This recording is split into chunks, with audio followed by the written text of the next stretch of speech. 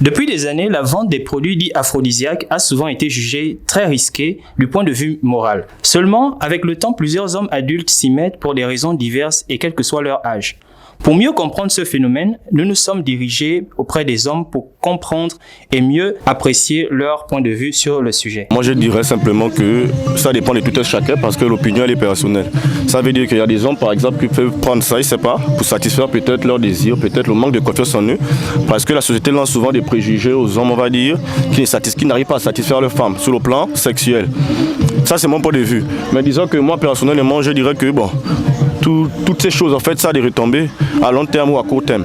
Les produits aphrodisiaques sont vraiment à ne pas conseiller aux jeunes parce que normalement un jeune réel est né avec vraiment une force que l'Éternel donne et puis nos grands-parents aussi avec tout. Donc tout ça là c'est rien. Je dirais aux jeunes que vraiment les jeunes qui est né avec la force, ta force, tu fais 2-3 secondes, c'est beaucoup, c'est la manière de faire, tout ça là c'est rien. Nous avons également dirigé nos micros vers les femmes. Naturellement, je pense que Dieu a créé l'homme avec des capacités, chaque homme a ses capacités. Après c'est vrai qu'il est vrai qu'il y en a qui sont malades, qui n'ont pas cette puissance-là et donc qui ont certainement besoin de ces produits-là pour performer et satisfaire leurs femmes. Après il y en a d'autres qui n'ont pas forcément besoin de ces produits-là mais qui les prennent quand même, ceux-là je pense que c'est vraiment l'orgueil et je me dis bon ça sert un peu à rien.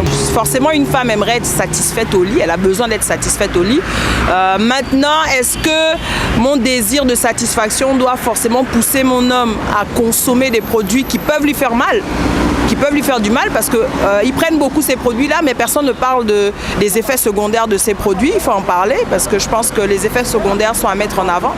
Il est certes vrai que la tendance à cette pratique est très grandissante, seulement la méconnaissance des composants de ces produits peut quelquefois être à l'origine de nombreux dangers selon des professionnels de la santé, lesquels font un lien entre les performances et l'intensité des rapports sexuels avec le système nerveux central. Tout ceci est suivi des troubles d'érection à moyen et à long terme selon leurs propos.